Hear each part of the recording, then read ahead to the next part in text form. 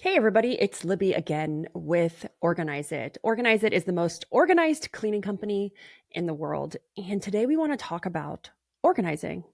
And I get a ton of questions about, hey, why can't I stay organized? Like, why can't I get organized? I need help organizing my home. And I want to get into what organizing is and what are some of the thought processes around it so that we can get and stay organized? So, if you guys don't know about me, again, my name is Libby. I'm the owner of Organize It. I'm a KonMari, Marie Kondo certified. I think I'm a gold status. I only got one more to get to the top. Uh, Gold certified organizer. I'm also certified in time management and other aspects when it comes to helping people gain control of their life or their business. And we're going to talk about organizing, and it's my passion to really help people in this sector. Let's get into organizing and what is clutter and how are we going to approach this. So, what is clutter? Well, clutter are having things around the house that we just don't use or love anymore, like three extra spatulas in the kitchen utensil drawer. Things without a home. Maybe we have extra clothes on top of dressers or on flat surfaces, things sitting on top of the dryer, right? Things without a home. And then anything that's unfinished or in need of repair. Like I finally got rid of a pair of shorts that I keep saying I was going to hem because the hem came unsewed. And I just finally said, you know what? I'm never going to do this. I'm just going to donate them. Maybe someone else will do it. So that is clutter. It's the things we do not use or love anymore that we have around the house, things without a home. Those are flat surfaces. Take a look around. And anything that's in need of repair or unfinished, right? Like I said, like that sweater sitting on top of the washing machine that's missing a button that we keep saying one day we're going to sew that button on. And what's the difference between cleaning and organizing? So cleaning is it is removing the natural buildup of dirt and dust in a home, where organizing is really sorting and purging of items that a human brought into the home. So they're two different things. And everyone's like, well, what comes first? So, in my personal opinion, organizing comes first and then cleaning comes next. We provide both services at Organize It. And sometimes people want to do the cleaning first, but when you organize, you are going to drag things out of drawers, cabinets, and we're going to kick up a lot of dirt, a lot of dust, and a lot of debris. So you want to do the organizing first, and then you want to do the cleaning. And when it comes to at Organize It, our technicians, our cleaners clean and our organizers organize. It's two different skill sets.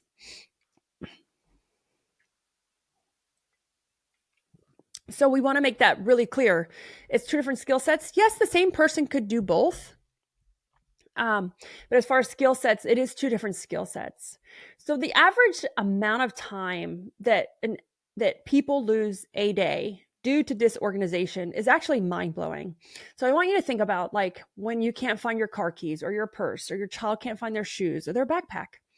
The amount of time the average person wastes a day is 90 minutes. So 90 minutes a day due to lost or misplaced items. That's crazy. Like, what could you do if you got 90 minutes a day back? I mean, you could take up a whole nother hobby. You could do that exercising that we keep putting off, read a book, go for a walk, have a date with your husband, spend time with your kids. So it's absolutely amazing to see the amount of time we can gain when we gain control of our area. And when I mean our area, it could be your digital space, your mental space, your physical space, you name it, when we get control of that area. But before we can get organized, we have to really find out the root cause. Like, what are the root causes of your disorganization? So everyone has a different root cause.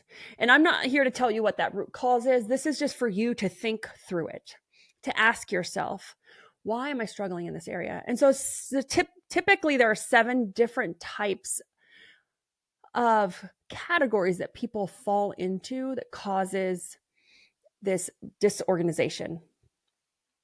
And I'll go over the 7 with you. So it's number 1 is lack of good habits. Getting and staying organized is nothing but a series of habits that we teach ourselves. So we just don't have those habits. We could be a product of our environment. Maybe we didn't grow up with those habits instilled into us. Maybe we just don't think that way. Number 2 is a lack of respect for belongings. This is huge. I see this in young people and teenagers and children that are about 7, 8, 9 years old as well. People hire us to come in all the time to help their kids organize their rooms. But that number 2, the lack of respect for belongings, it's huge. Think to yourself, do I not respect the items in my house? Does my spouse not respect the items? Do my children not respect them? Number 3 is the need for more time. And I know that sounds like counterintuitive, but we're disorganized because we keep saying we need more time. Like, I'm not going to do this because I need more time. Like, oh, when I get more time, I'll address these. And they build up and they build up and they build up. And then they become so overwhelming that we become paralyzed. Number 4 is rebelling. And I've seen this 100 times. The house is staying messy, or they're not addressing it because they're rebelling against another person or situation. And so let's just say, instance, I know someone that she rebels against her husband, and he hates that the house is messy or disorganized. So she does it to rebel. She does it to make a statement or to feel heard. So we can rebel in any other way. Children do the same thing. We keep saying, clean your room, clean your room, clean your room. And are they rebelling against us? So rebelling is number 4. Number 5 is perfectionism. I want to wait and do this perfect, or I need it done perfect. So I'm just going to wait and do it. Or I'm the only one that can do it because it needs to be perfect. So number 5 is perfectionism. I was totally in that category for so many years until I just had to give up control. And it was giving up control is like the freeingest thing ever. And then number 6 is procrastination. Oh, I'll do it later. I'll do it later. I'll do it later. I'll do it later. That later it manifests into a monster of things that become so overwhelming. And then number 7, and I see this a lot, and it's setbacks or major life changes. So this could be a loss of a career, loss of a job, loss of a loved one, loss of a spouse, a loss of a parent or family member. These setbacks can make major impacts in people's lives. So number 7 was setbacks or major life changes. So these are some of the reasons, the root causes of why we can't get organized, right? We have to find out why. What is our block? What's the bottleneck? Before we can get organized, we need to figure out what the blockers are so that we can address them and then properly tackle them in the right way. And, so where does clutter come from? Like, clutter comes from, it feels like it just falls from the sky. As soon as we get one area clean, it seems like it's just falling from the sky, and it quickly accumulates. Once I clear a surface, it's cluttered again. Like, how many times have you felt that way? And there's certain clutter that's not going to stop, right? So where does it come from? It comes from holding onto items that you think will come in handy one day, right? It's putting an item down and planning to deal with it later. It's being unwilling to let something go simply because it's still good. I get that when we organize garages all the time. Like, oh, I might use that one day. That tool is still good. Getting stuck in that perfectionist rut and waiting to do things or to do the project perfectly. It's having a sentimental attachment to items that remind you of someone or something. And then taking items home just because they're on sale or free. I mean, how many times have we been to a trade show, a conference, or been to Ross and that dress was only $8 because it was on clearance? And these are just some of the categories of where clutter comes from. And then, I want to give you a little test to see how organized are you. And this is just a question to ask yourself of how organized are you? And, how long would it take you to find these items?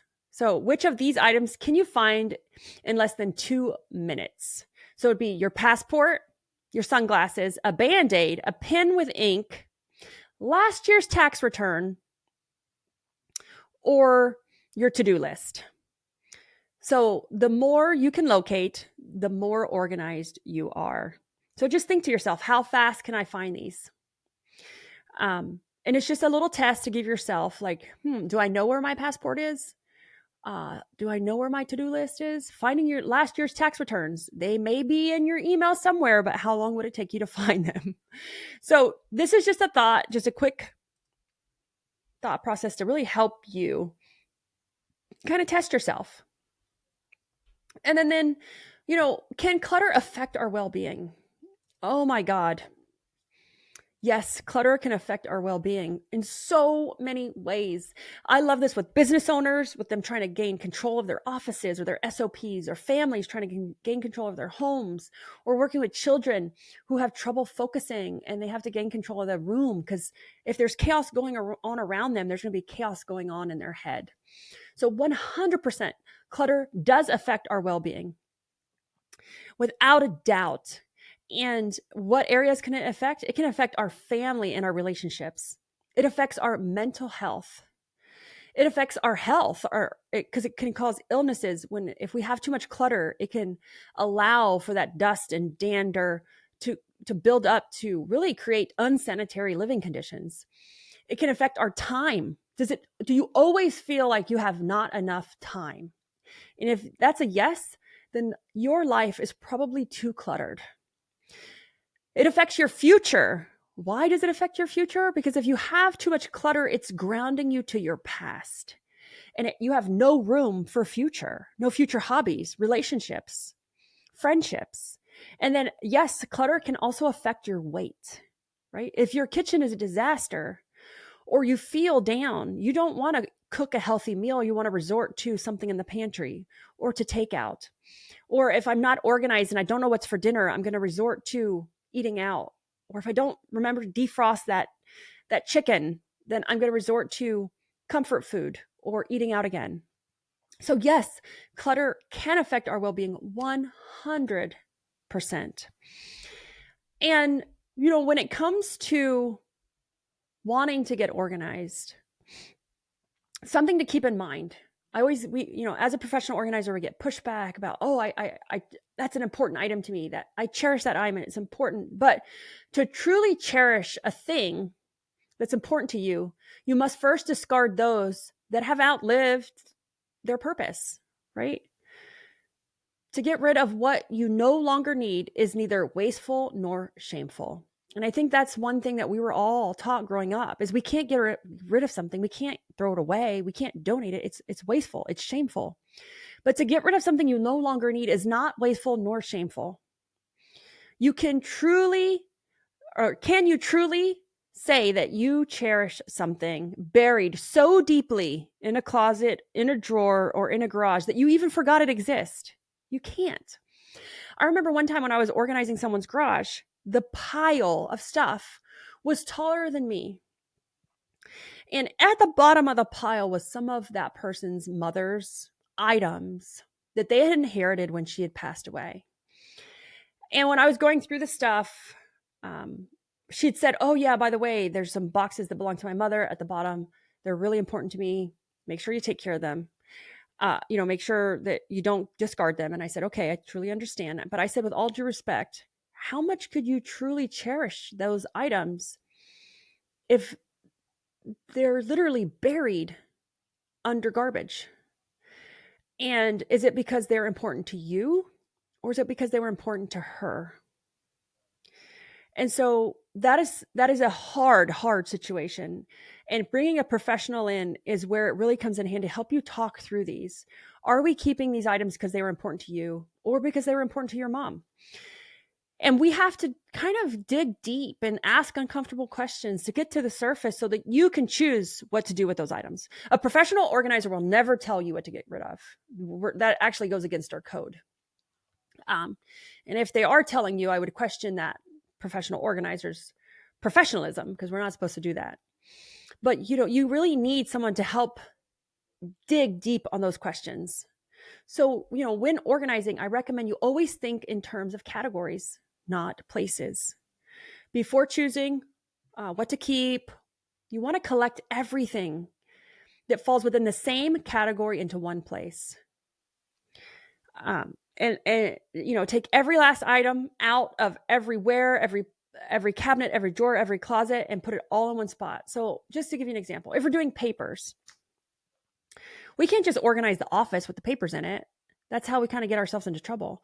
We need to just say we're going to do papers. That's the category.